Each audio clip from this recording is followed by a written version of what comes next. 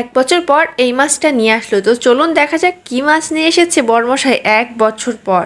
তো এই মাছটা সচরাচর দেখতে পাওয়া যায় না। তো চলুন কি মাছ নিয়ে এসেছে দেখা যাক। ভিডিওতে ভিউজ নাই এখন, অনেক দিন হচ্ছে ভিউজ ছিল, কিন্তু এই কয়দিন দেখছি যে কোনো ভিউজ নাই। গন্ডগোল না করলে ভিউজ হচ্ছে না। তো আসলে আপনারা কি চান, ভালোটা নাকি খারাপটা? আমার এক বছর পরে এই বাটা মাছটা, সরি বাটা মাছ না, এটা পার্শে মাছ। এটা খুলনা এবং সাতক্ষীরার দিকে খুবই জনপ্রিয় একটা মাছ, অনেক টেস্টি, ইলিশ মাছের মতো ওরকমই, একদম সেম ইলিশ মাছের মতো টেস্ট।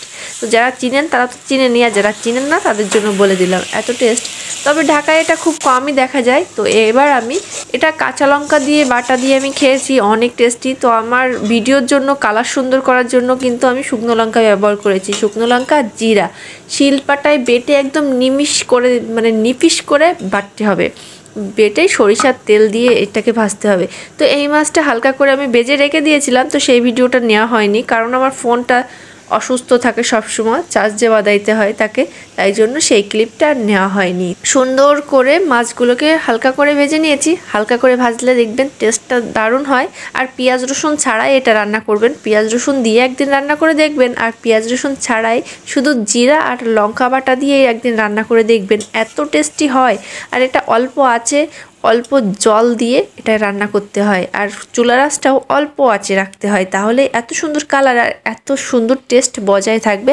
আর এত ভালো লাগে কি যে বলবো। এই মাছটা এক বছর পর নিয়ে আসলো, আগের বছর ভাইফোঁটার সময় নিয়ে আসছিল মনে হয়, আর এই বছর এই যে কালকে নিয়ে আসছে। তো এত টেস্টি এই মাছটা, মাছের ভিতর প্রতিটা মাছের ভিতর ডিম হয়ে গেছিল। যখন ভাজি করি তখন অনেকটা তেল বের হয়, তাই জন্য ওই তেলটা একটু তুলে রেখে দিয়েছিলাম, সরিষার তেল ভাজাল দিয়ে নিয়েছি, মানে সরিষার তেল পরে আবার একটু কাঁচা সরিষার তেল দিয়েছি, তাই জন্য অনেক টেস্টি হয়েছে। তো আপনারা কিন্তু কাঁচা সরিষার তেলে একটু মশলার ভিতর দিবেন, তাহলে সব থেকে ভালো হবে। তো দেখেই হয়তো বুঝতে পারছেন, যেরকম দেখতে হয়েছে সেরকম টেস্টও হয়েছে। আর কাঁচা লঙ্কা শুকনো লঙ্কা একসাথে বাটা দিয়েছিলাম যাতে টেস্টটা দারুণ আসে, আর শুকনো লঙ্কা দিয়েছি কালারটা যাতে একটু ভালো আসে, ভিডিও যাতে ভালো হয়। যদি কাঁচা লঙ্কা দিয়ে করেন তাহলে হচ্ছে একটু সবুজ সবুজ লাগবে দেখতে।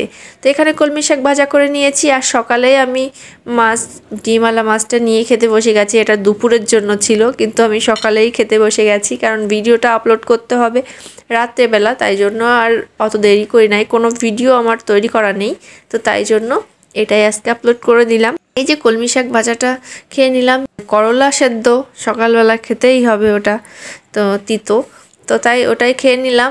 খাওয়ার পরে এইবার হচ্ছে আমি পার্শে মাছটা নিয়েছি, দেখুন ডিমটা কত সুন্দর, ওর ভিতরটা এত সুন্দর টেস্টি। এই মাছটা ইলিশ মাছ হচ্ছে, আর এই মাছটা একসাথে খেলে বুঝতেই পারবেন না যে কোনটা ইলিশ আর কোনটা এই মাছ। এই মাছে বেশি একটা কাটা নেই, তবে এই মাছটা আমার অনেক টেস্ট এই মাছটা। তো যে যে খেয়েছেন অবশ্যই কমেন্টে জানাবেন এর হচ্ছে কেমন টেস্ট, আর যে খাননি সে অবশ্যই একবার খেয়ে দেখবেন, যদি পার্শে মাছ সামনে পান বাজার থেকে কিনে নিয়ে আসে এভাবে রান্না করে খেয়ে দেখবেন, ভালো লাগবে।